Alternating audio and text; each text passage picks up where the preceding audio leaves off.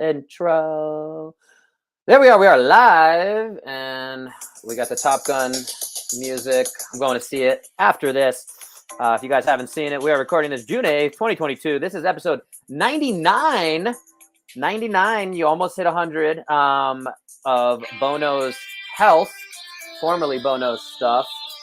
And I just wanted to welcome Anže Benko, not Benko. That's my name. His last name is Benko. So he just doesn't have the BA in front of it. So we probably have some lineage going back. As I was saying, my name in Russian has that zh as well.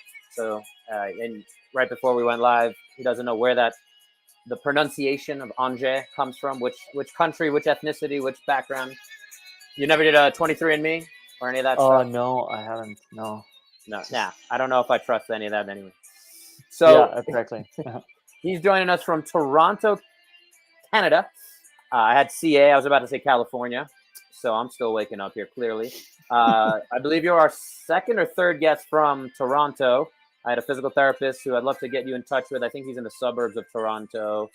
Alan Ishmoili. He's a physical therapist there. Fantastic physical therapist. So we should connect that. But tell us what's going on in Toronto today. Nothing much. Just living the life. Yeah. Living the life. Yeah. When you work, these look pretty much the same day in, day out, but nothing exciting. Gotcha. And tell us a little bit about your business. What is the name? What is the premise? We're going to dive a little deeper into that, but set us up with, your business. Yeah. So obviously I coach online, right? And it's pretty simple. I help, busy men that, have families, they have careers, stuff like that. Get in shape, right? Lose some fat, build some muscle, without sacrificing all the time that is needed when you do have a family and when you are trying to have a successful career. That's pretty much it. It's pretty specific. Yeah. And you speak from experience. You have 2 kiddos of your own. And just to take a few steps back on this, we met over in Dubai. You were there, right? Running a gym. Was that, or you were coaching? Yeah, I was running a gym in Kuwait, and then I was just coaching at another gym also in Kuwait. So we met in Dubai, probably for like a competition, CrossFit, something like that. Yeah. You were visiting, and then just that Middle East fitness scene was definitely overlapping. And then we definitely had some similar values and things. And again, you were more in the OPEX model, James Fitzgerald, right? Mm-hmm. That's OPT for the old school folks. And if anyone's not familiar, he was the first ever. Yeah, he was the first ever guy to win the CrossFit Games, technically in 2007, where a lot of CrossFit people do not even acknowledge that as a victory. But that was back when CrossFit.com was a thing, and people would just post workouts. And they one year they said, "Hey, we're going to meet up and crown the fittest man on earth at our farm here in California in Romas." And I think like 40 people showed up randomly from the internet. Yeah. And James Fitzgerald was the one that won. But yeah, if you guys aren't familiar, it's a very interesting concept. He's definitely tried to push a lot of fitness problems. There's a lot that's wrong with the fitness industry, and that's what I want to talk about a little today, having Anže on. And just I'll give a little more of your story, and you can give a little more context if you want. But we were talking about the fact that you had a gym right as COVID was starting, and so you had to kind of shut down and switch 100% online, which a lot of folks did. And I'd love to hear about your transition to that online space. Yeah, so I always wanted to have my own gym, right? Like, because obviously there is some satisfaction, like seeing people in person and just having that relationship. But I probably chose the absolute wrong time ever to open a gym. So I think I opened it like September 2019, and we all know, March 2020, everything kind of went, downhill from there. So I was open for about, 6 months, and then, it came a point that either I go to the bank and be like, hey, I need this crazy amount of money to survive the next God knows how many months, or I just cut my losses early and just get out of it, because I figured, this doesn't look something that's going to be around for like, 2 months, right? It's probably going to drag out for a while. I just had a kid at that point, so it was not something that I wanted to to drag my family through, right? Having debts and all that stuff as a young family, it's just not a great position to be in. So yeah, I transitioned everything online. I did work online before, so probably since like 2014, I want to say I'm doing some sort of like online work. Um, but I really doubled down like when I needed to close the brick and mortar stuff. So yeah, wrong time to open gym. Gotcha. And I mean, we mentioned, you have the two kids and you're a Mhm. busy male yourself, and you kind of said your niche is working for busy, not that specifically, but busy men, right? Yep. What is that? Just kind of a natural evolution of who you are, what you do, what you know best, that Yep. allowed you to kind of go right there? Yeah, exactly, right? Like at the end of it, like I feel that you can only teach or coach or whatever you want to call it stuff that you know or you've done, right? So you got to have experience doing that. So back in the days, as someone that was trying to be competitive in CrossFit, so training hours on end, like multiple days, multiple times a day, whatever, right? To going to run a business, have two kids, have no time for yourself, and like still stay fit and look good and all that good stuff. Like you definitely got to adapt, right? So Mhm. just going through that journey and figuring out like, hey, you don't really need to live in a gym to look good and feel good. You can do 3 to 4 sessions for about an hour, and you should be fine, right? So it was definitely a journey, and I feel that just through my experience, I can definitely help a lot of people. Yeah, and just a shout out to Dave Kittle there watching. Hey, Dave. Wanted to give him a little quick shout out on LinkedIn. And yeah, so going back to that, the work you do online, how much of it is pure fitness versus Mhm. lifestyle nutrition? Because those are kind of the three, I guess, big aspects that you threw out that that you work around. And so, I Yeah. mean, and again, to throw a little more color to this whole thing, you and I kind of do the same thing at this point. So, I'm not against having my competitors, which is kind of what we are, even though it's a global competitor. But we kind of do some of the same stuff, and Yeah. so I definitely want to bounce some ideas back and forth. So yeah, how much of your business, and again, knowing the OPEX model, I imagine it's a pretty good amount, the lifestyle and nutrition as well. So would love to hear a little bit more about that. Yeah, for sure. Like, like we might be competitors, but like there's plenty of fish in the pond, right? Like, Yes, yes. um, yeah. So like in terms of lifestyle, nutrition, and exercise, right? There's definitely going to be an overlap, right? Because if you're busy, if you have like for example, two kids, and obviously you work, either 9 to 5 or even longer, you do have limited amount of time, right? So how you manage your lifestyle is probably going to be number one thing, because if you manage that well, then you will be able to have adherence to whatever program we decide with nutrition and exercise, right? So definitely plays a big role. A lot of times just comes down to like stress management and time management. Some people are really really bad at managing their time, right? So when you give them some tools to be better at that, it's like, oh, actually I do have an hour 3 times a week to go to the gym and exercise. I do have an hour on the weekend to throw some chicken in the oven and prep some food, right? Yeah. It's not this big thing that a lot of people think. That's like, oh, this is gonna take me like 3 hours in the gym, and like it's gonna take me like 5 hours to cook all this food. It gets pretty efficient once you know what you're doing, right? Mhm. So I definitely, there's definitely overlap with all three aspects of it. Yeah, like. Cool. And I forgot to shout out my Demand Better podcast. And we are doing this reminded me of it because we're talking about stress this Friday, 3 p.m. Eastern time on our channel there, Demand Better podcast with my buddy David Corona. So we're talking about stress, how to manage stress. And that kind of sounds like it ties into to everything you're doing there. So yeah, I'd be curious.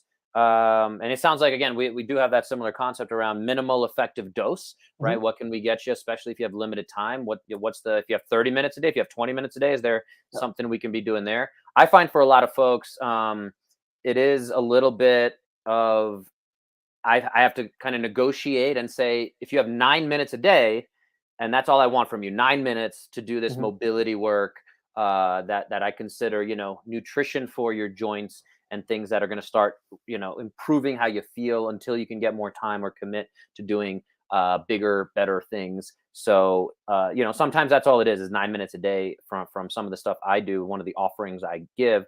But I'd be curious to hear, what are some of your pain points with folks that, that want to start with you, but aren't really sure necessarily where to go. And I'd love to hear kind of pain points and maybe the population you're aiming at, other than just busy men, because that's still a pretty ambiguous or big bucket. Yeah, so most times the pain points is going to be, it's going to be some sort of time management, right? Like a lot of people think like, oh, this is going to take a lot of like time and effort, right? Or like, I don't know how to, track my food, or I don't know how to, exercise. And it's like, it's really not that complicated. Like when it comes down to basics, people think they need this fancy, I don't know, mesocycle training split, like God knows what. But in reality, it's like you just got to do something, right? Because for the last 5 years, you've done nothing. So Right. anything that you do above zero, it's going to be an improvement, right? So most times the barrier will be either like, I don't have time, I don't know how to do X, Y, Z, right? So it just comes down to me to explain to them like, hey, actually, if we use some of the time management strategies, if you actually step back and look at your day, what you're doing, you're going to see that you do have 3 hours in a week, right? And you don't know how to do certain things. It's really not that complicated as it might seem, right? Especially if you're looking at Instagram and like all these people just looking really jacked, and it's like all these complicated things and complicated diets. It's really not that complicated. It's really, really simple, but simple doesn't sell, right? Like, Right. and yeah, those would be like the two biggest kind of pain points that people have coming through. But once you explain it, once you kind of show them that like this can be done with like not a lot of effort and just some good organization, like then it's like it's an easy sell, right? Yeah, yeah, and that reminded me of again, James Fitzgerald, OPEX. He always jokes about like, now sponsored by broccoli, and like, Yeah, yeah, yeah, and just we forget to like include really basic stuff like that. It's a funny kind of thing there. yeah. Most times my job is like preventing people like doing stupid things, right? Like, or constantly jumping around trying to switch things around, or chasing the latest hype. Like most times my job is like, no, we talked about that. Let's go Mhm. back down to basics. Let's continue to do those things, right?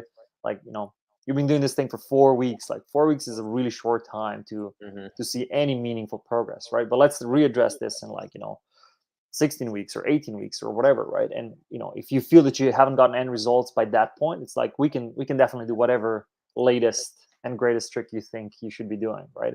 But usually Yeah. when they get to that point, it's like, oh, that actually worked. It's like, yeah, you just got to do it. Right. Right. Yeah. Yeah. That's great. And just curious, do you have clients kind of all over the world at this point? Yeah, Kind of. You want to yeah, shout out some of the cities that you have? yeah, I'm pretty fortunate. Like I do have clients all over the world. I have obviously clients here in Canada. I have some clients in Europe. I have some clients in Middle East. I think I have some clients in US also. So it's I have clients in Australia. So it's pretty good. Like I feel really fortunate that I'm able to do work with like different regions of the world. Yeah, yeah, it's pretty powerful stuff. And I guess spending time. How long did you end up staying in the Middle East? I was there for about 3 years. Yeah, Yeah, yeah, yeah, yeah. 3 years. Again, I was 2.5 years myself. So yeah, Mhm. just that kind of time in a very different culture environment. Yeah. Certainly, I think gives us, I imagine, better understanding Mhm. of what some different folks are dealing with, and what they have access to and things like that. Yeah. So yeah, being able to speak on coaching lifestyles and things like that is a powerful thing there. And yeah, at the end of the day, it's a fun thing there too, because the physiology doesn't change, and the things that we need to put into our bodies and Yeah. get out of our bodies doesn't change a lot, no matter who you are or where you're coming from. Very rarely does it change. So it's fun to kind of see that over many different cultures Mhm. and types of people. Yeah. um, Well, the basics are the basics for a reason, right? Like, yeah. they're not gonna change, right? There might be like minutia that changes here and there, and like it could be, culture dependent, religion dependent, whatever, right? But the basics is still the basics. It's just like how do we get there, right? Like what kind of path do we take there? But like, calories in, calories out, that's gonna apply to Hmm. anyone. eating whole foods. That's probably beneficial to most people, right? Mm-hmm. Like, stress yourself up to the max. That's going to apply to a lot of people, right? But it's just how we get there that is different from, people to people or culture to culture. Right, right, exactly. And then again, we've had some similar paths between the CrossFits, the OPEXs, and I'd just be curious. I've asked a number of folks on this podcast how, and with our kind of similarities here as well. I'd be curious, how do you define fitness, and then how do you incorporate that concept, and is that what kind of people are looking for, even in that regard? Do you have a different take on it than I think the CrossFit definition and maybe the OPEX definition? I'd be curious if you have some different perspectives that you've developed having worked with a bunch of people online so far. Yeah, I wouldn't say like I have like, a working definition of fitness or whatever. But I guess if I would need to come up with something, I would say, fitness, like as long as it allows you to do things that you want to do, and it's going to keep you healthy and safe and injury free for a long period of time, and you'll be able to do things that you want to do. That's fitness in my eyes, right? How do you get there? Like, it doesn't really matter, because use whatever tool you want to use it. If it gets you to whatever the person thinks it's fitness for them, that's good for me, right? Like, I don't try to, put people in specific holes or whatever, like, oh, this is the way or that is the way. At the end of it, like, whatever you like, if you like it, you're going to do it. If you do it, you're going to have some sort of results. So that's all that matters at the end of the day, right? And that might be CrossFit, powerlifting, bodybuilding, Zumba, yoga, whatever, right? If you like doing it, like, it's better than doing nothing. Yeah, yeah, yeah. I mean, for me, it's interesting. I've had a few similar answers on the podcast here. Kind of, how useful of a member of society are you? How adaptable are you to new things? But yeah, my working definition comes back to kind of, again, we all have the same physiology, so it is valuable. Have you moved away from, like, how far can you go in 12 minutes? How many burpees can you do in 7 minutes? That kind of, like, your work capacity definition, is that something you still factor in, or are you just more interested in, like you said, kind of what they're interested in, and as long as they're doing something that's better than Yeah. That'll ultimately improve the 7 minutes of burpees or whatever? Yeah. So like I don't really work with, like, like, I do still have some clients that are more a little bit performance based, but like most times it's, for me, like, I work with average Joes, right? And they just, there's two things they worry about, is like how they look and how they feel, right? So whatever gets them to look better and to feel better, that's fine with me, right? Obviously, I'm biased, and I think, like, you should be lifting weights, you should be getting stronger over time, you should have more muscle mass as you get into older age, because you're gonna age better and all that stuff, right? So I'm definitely biased on that, and you should have some sort of cardio health and stuff like that, so you don't have a heart attack when you go up the stairs when you're 50. But like, how we get there, like, they should lead the way to a certain degree, because if it's like 100% my way, it's very unlikely that they were going to do it, right? But if it's like a 50-50 or whatever percentage we want to call it, if they are leading the way, if they are setting the goals, and we're just kind of like the GPS that takes them there, I think that is going to be way better success than, like, it's this way or no way, right? Yeah, yeah, for sure, for sure. And then going back to the fact you have two young kiddos, right? One, Mhm. what were the ages again? One's gonna be 3, and one's like 7 months or 8 months.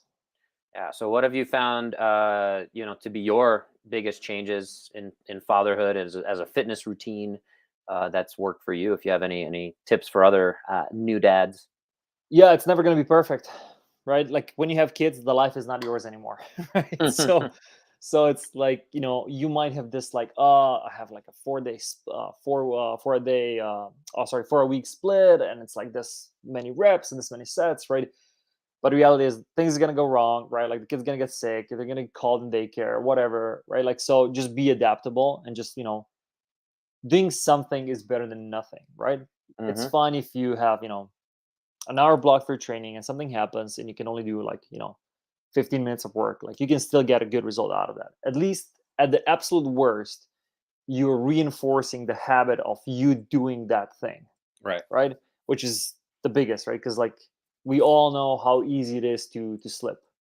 Right. You slip once, it's like, okay, you come back. But you slip twice, then it's like, it's very easy to make an excuse for the third time. And then after three, it's like, it takes way, way more energy for you to come back after that than it does to, you have 15 minutes to go downstairs, you're going to load up something heavy on the bar, you're going to do some 3x3 bench or something, and you're going to be done with it. Right. The absolute worst, you might not build muscles and you might not gotten better, but at least you reinforce the habit of you going down, you doing the thing, so you're not breaking the chain. Right. So I would say the number one thing with having kids and or just very busy life is being okay with adapting on fly and just having tools and plan A is great, right? But plan A never happens. So it's good to have plan B, plan C, plan D. And once you have those, it's very easy to just be like, okay, that's not happening. Plan B is not happening. Plan C, yeah, I can do that, right? We're going to use plan C. Yeah, and I'd be very curious within that, again, specifically around busy humans, busy men, the concept of, and this is a fun conversation, I think, in the fitness health space of, is it better to do 10 minutes of something strenuous if your stress levels are already pretty jacked up, and maybe you should be doing 10 minutes of breathing or meditation? Yep. So I'm just wondering, are you checking in with folks on that? Are you using bio trackers like a Whoop? And things like that, or just curious where that part of it, because again, lifestyle is a huge part of it, but just stress in general. And again, kind of ties into our conversation we're having Friday with my other podcast. So I'd love to dive into that a little. Yeah. So I think stress is, it's a tricky thing, right? Because obviously, not all stress is bad, right? Obviously when you're exercising, you're putting the body under stress, so the body adapts, you get stronger, faster, fitter, whatever, right? So I think a lot of times it's talking to people about how they're perceiving that stress, right? And that can be, some people just, everything that happens, no matter how big or how small it is just it's this huge thing, right? So it's just a really, really big response to that, like a big stress response to that. But just kind of talking to people hey, maybe it's not really that big of a thing, or you can control what happens on the road or whatever, right? So why really stress about it? And then some different people, they deal with stress differently, right? So for some people, meditation is great, breathing is great. I know for myself, it's I would just I go nuts. It's when I'm stressed out and somebody tell me just sit down and just breathe a little bit, I'm like, no way. This is just gonna make it so much worse, right? Yeah. So for me, it is if I would have a super long day, obviously that's for myself, and it's not the same for everybody else, but if I have a long day, whatever, it's 8 p.m. and went from 5 a.m. because the kids went up at 5 a.m. for some reason, and you go to 8 p.m. and it's just constant something. I don't mind going for an hour down in my garage and just lifting some weight, right? It might not be the absolute best, right? But I might reduce reps, reduce loads, do a little bit more pump work, just something that makes me feel good. And nothing feels as good as a good pump session. So Yeah. Right. So different people, they will deal with stress differently. And that's something that, I have conversation with my clients. It's hey, how do you deal with stress? Let's say a kid got sick, got fired from work, whatever, why would you do it? Right. And people go oh, I would just go around 5K. I'm like, cool. So you probably are a bad person to suggest to go sit down and breathe and meditate. Right. So we're going to find different ways for you to manage your stress, right? Ways that are not going to ruin your legs for the next week because you haven't run anything for God knows how long, and then you decided I'm just going to vent out, I'm going to do a 5K run, right? But yeah, different people, they react differently, they deal with it differently. So I never try to just broad generalization everybody should just sit down and meditate. It's it just doesn't work for some people. For sure. Along that line, we have a question from a viewer. The camera's always backwards. We have a question from a viewer I do want to jump to. That's Scott Diggs on LinkedIn. But I wanted to finish up 2 questions from him. Thank you, Scott. But I wanted to finish up that thought of, do you have a system within your business as a coach of categorizing? Again, these are type A people. These are people who, again, I certainly use exercise as a stress reliever, but that's where I know I know the stimulus, I know the intention, and I think that comes with training age. I've been training pretty much my whole life. So, and again, I have a doctorate in physical therapy, all these other things. So like, and I always say I spent over $500,000 on education around this thing. So, God knows, I'm probably a person that fits into one of those categories. But yeah, do you have categories? Do you have a system, or is it just kind of, by feel? No, honestly, it's experience. It's by feel, and it's by talking to people, right? Like if we talk, right? Like obviously, not everything is going to be revealed in the first conversation, right? Like, and this is where the relationship with the clients becomes very important, because the longer we work together, the deeper that relationships become, and like the more I know, the better decisions I can make.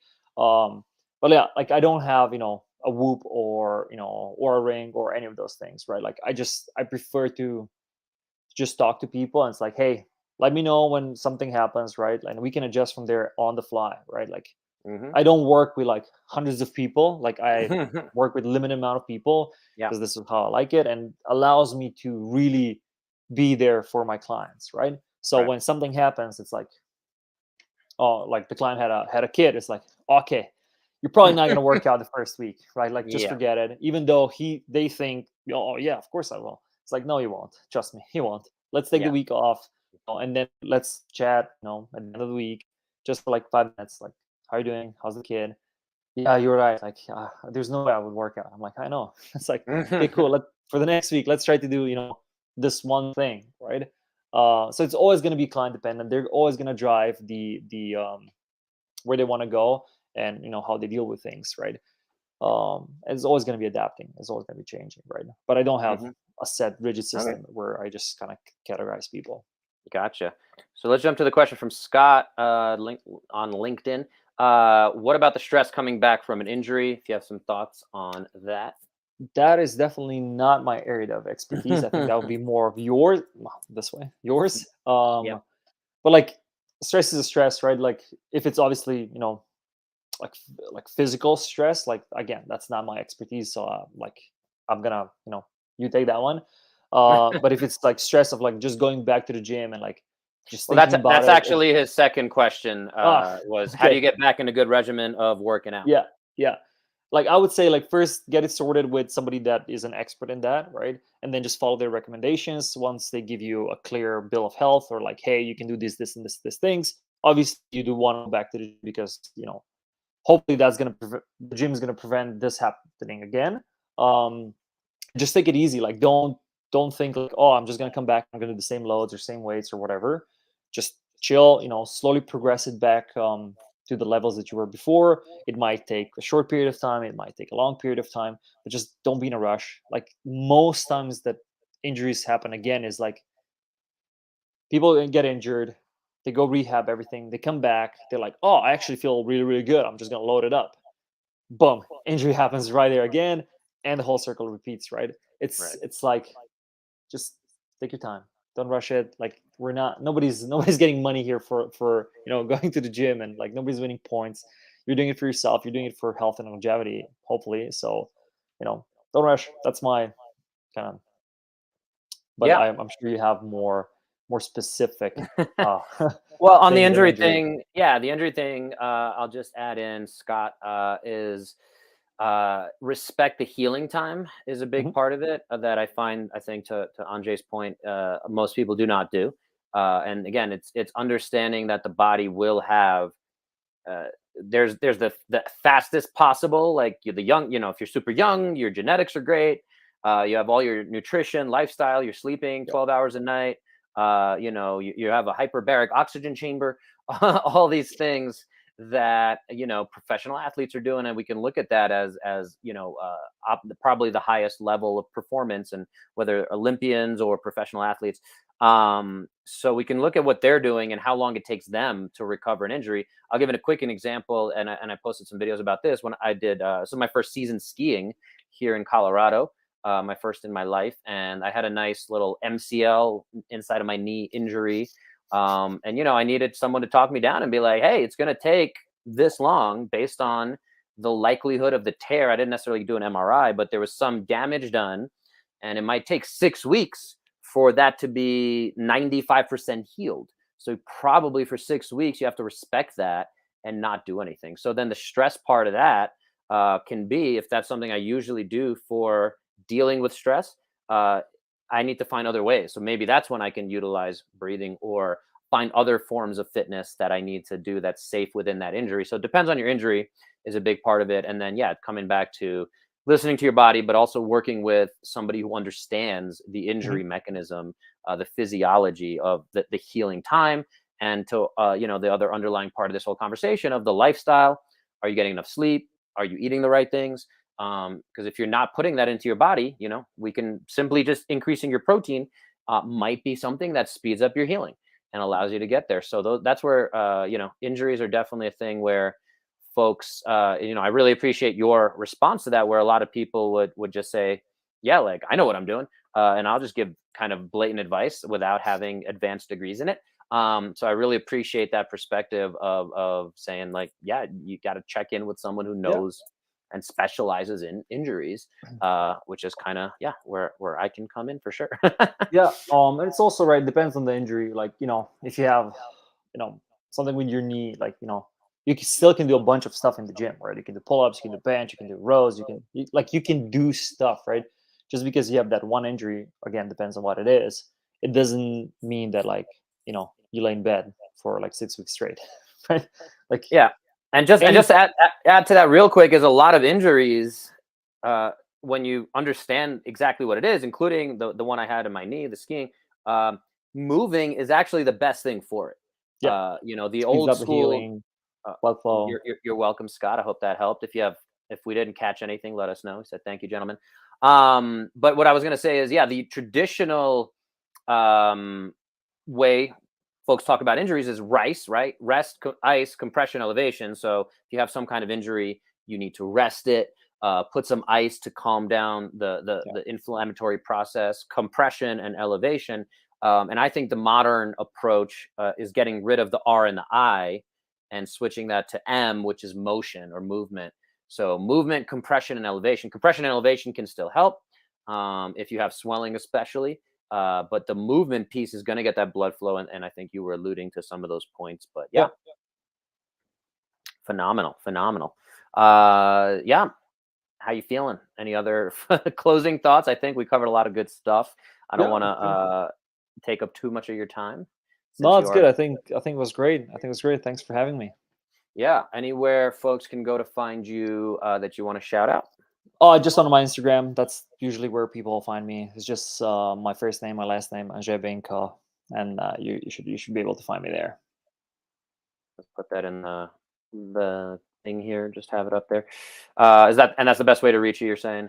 Yeah, best way to reach me, just shoot me a DM or whatever. Like, I'm super happy to reply, have a conversation, whatever. Yeah, appreciate that transparency and availability. I think that's something that's missing for a lot of folks, is having a human to talk to and not just getting kind of a protocol, especially in this fitness model approach. Let's finish off with a controversial question. What is your biggest thing you would change about the fitness industry right now, if you could? Ooh, the biggest thing I would change in the fitness industry. God.